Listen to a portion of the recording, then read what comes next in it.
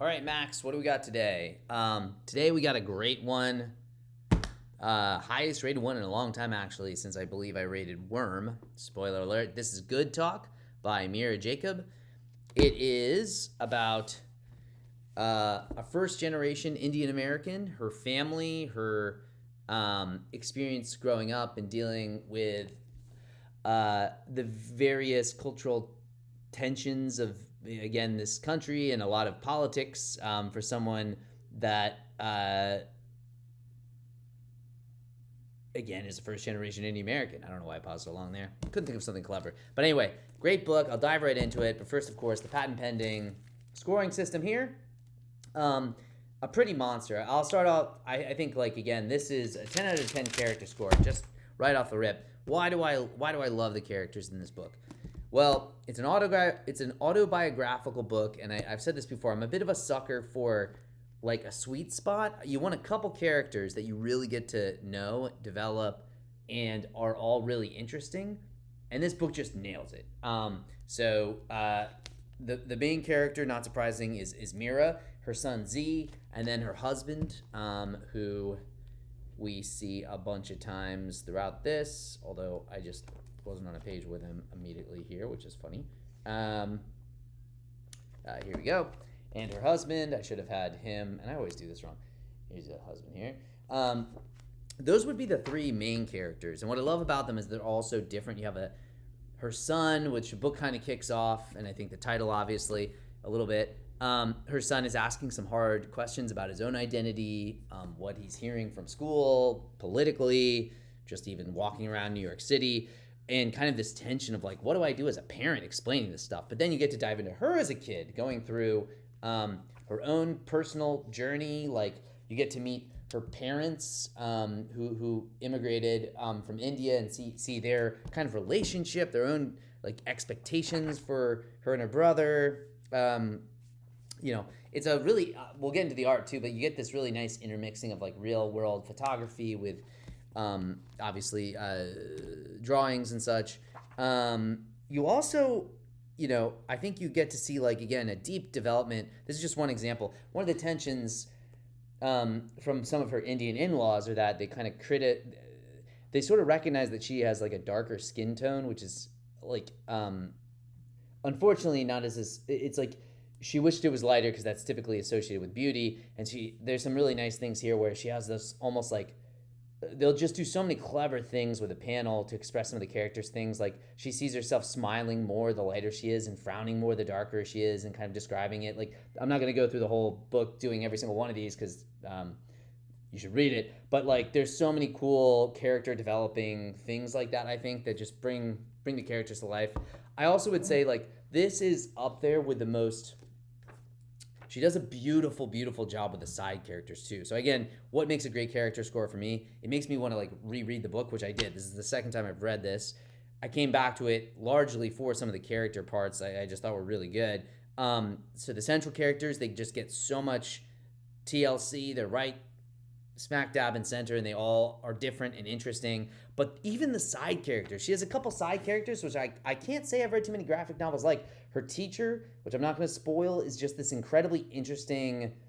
They seem like, I love when someone twists somebody that seems like they're kind of built up to be the enemy into somebody that you like have like a kind of respect for at the same time. I think she balances a lot of tension that we can have. We can sort of like not like or think poorly of certain decisions of someone and still have like a deep respect and like not run away from the things they do, which are like laudable. Same thing too for kind of like a rich Manhattanite that she's commissioned to do some work putting together a book for her family, and just kind of appreciating that, like, even kind of no matter how much material wealth you have, there can be some stuff that just kills you. And I just think she does such a good job building up these core the trio of the family, but then around that family, her friends, her parents, and then some of these side characters are just so well built and like interesting. So I think some of those things were just like such a pleasure to revisit upon the second reading.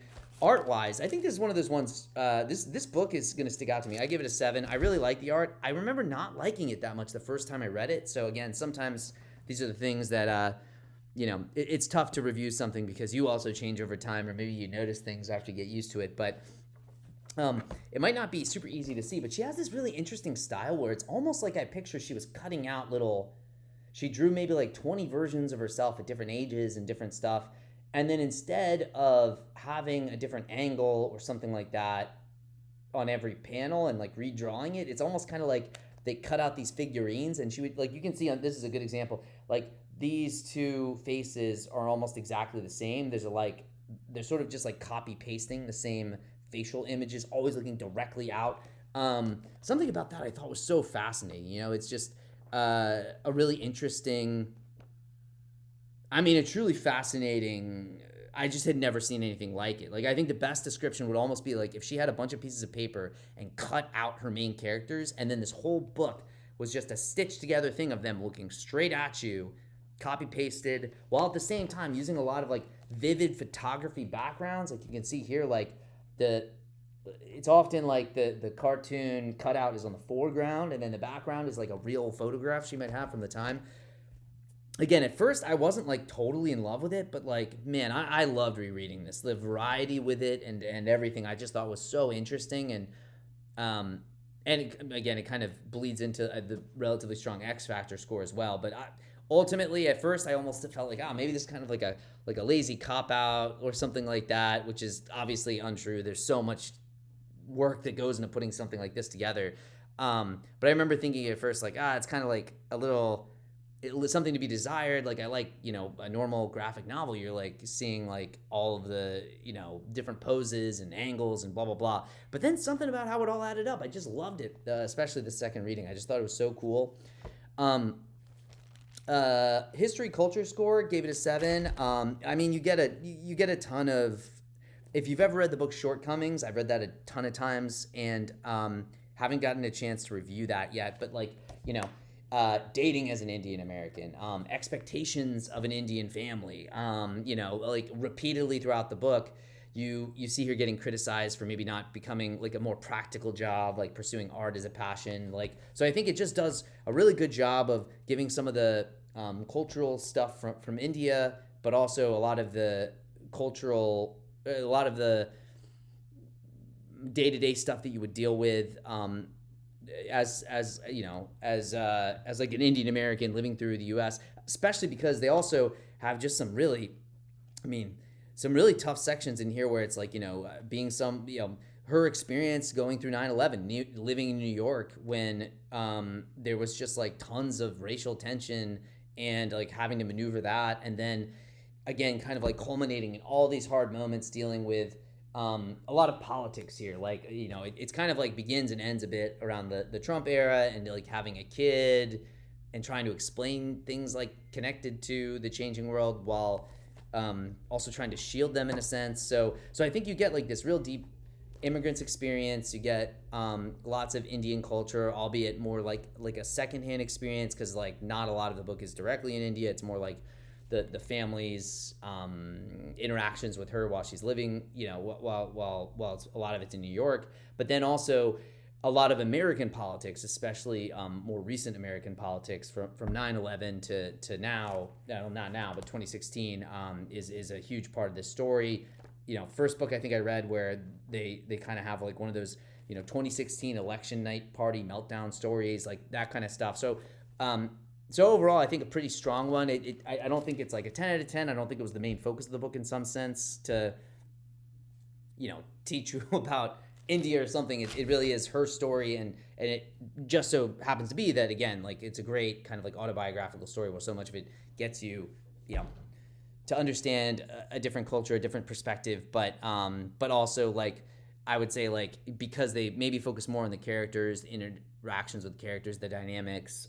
There's big chunks of the book which aren't really, teaching you something or like making you feel again like. I'll always come back to Helena Filipina as like a great way of like visiting, like really feeling like you got to be a digital tourist visiting Manila. Maybe you could really have a deep appreciation even though you don't understand everything. This doesn't give you quite that level of depth, but still strong. Readability, I gave a 6. I think the main thing that it's not it's not an unreadable book. It's a very readable book. I've read it twice, so the score can't be that bad. It's 350 pages. The way it's broken up is like, the chapters jump around. I think I'm learning this about myself. Sometimes when you're like hopping forward and backwards with time, if there's not like a super central tension thing, sometimes I think it just takes me, it's an easier like excuse to like put it down and finish it later. So I don't think I know for a fact I didn't read it the first time in one sitting, and I definitely didn't read it this time in one sitting either. And it is just like longer. There is some parts of it which are a bit text heavy. Some of the pages just require a lot of reading, but it's getting the point across. Again, the way these, I think, metrics are developed in my head are like what's beautiful about this that I loved, and that I would almost like want to come back to re-experience it. And then the readability is the oddball out in a sense. Like if I want to re-engage with it, just like how easy is it? It's definitely very readable still. It's just like not the most readable thing. You have to devote a couple hours, and you might not like. Again, it might be like something you read in a few sessions. X Factor, I still gave it a 7. Just for the art itself, I thought was like I do think looking back, like the art stylistically and some of the topical things, like I just thought it was really cool too, that dynamic. And I'm again probably biased as a parent of some young children, really thinking about like the parental aspect for dealing with politics. Like a lot of these books obviously deal with politics. They're dealing with war. They're dealing with coups, assassinations, slavery, all kinds of things, right?